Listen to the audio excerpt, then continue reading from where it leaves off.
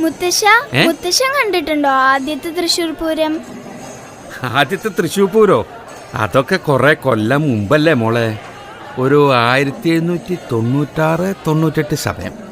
അന്ന് തൃശ്ശൂരിൽ നിന്നും കുറേ ദേശങ്ങൾ ആറാട്ടുപുഴ പൂരത്തിന് പങ്കെടുക്കാൻ പുറപ്പെട്ടു. പക്ഷേ ആരും ഒട്ടും പ്രതീക്ഷിക്കാത്ത നേരത്ത് ഒരു ഭയങ്കര മഴ.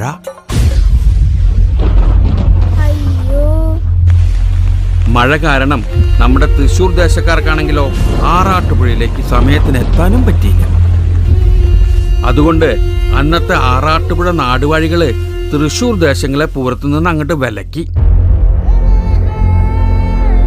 ഒരുപാട് ആശിച്ചു പോയ പൂരത്തിന് പങ്കെടുക്കാൻ പറ്റാത്ത വിഷമം തൃശ്ശൂർക്കാർ ഓടി വന്ന് പറഞ്ഞത് അന്നത്തെ കൊച്ചി രാജാവായിരുന്ന രാമവർമ്മ കുഞ്ഞിപ്പിള്ള തമ്പുരാനോടായിരുന്നു.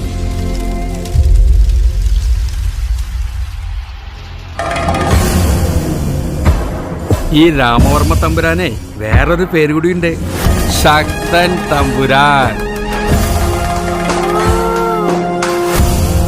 ദേശക്കാരുടെ സങ്കടം കേട്ടിട്ട് തമ്പുരാൻ പറഞ്ഞു, സങ്കടപ്പെടാണ്ടിരിക്കുക, പൂരം ഇനി നമ്മൾ നടത്തും. ഈ ലോകം മുഴുവൻ പൂരം കാണാൻ ഇനി നമ്മുടെ മണ്ണിൽ വരും.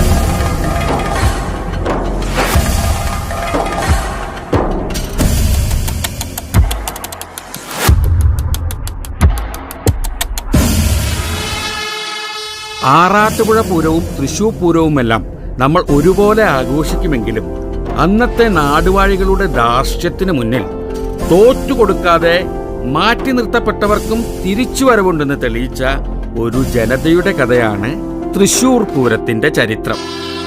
അതിന് നേതൃത്വം കൊടുത്ത മഹാനായ ഒരു രാജാവിൻ്റെയും കഥ.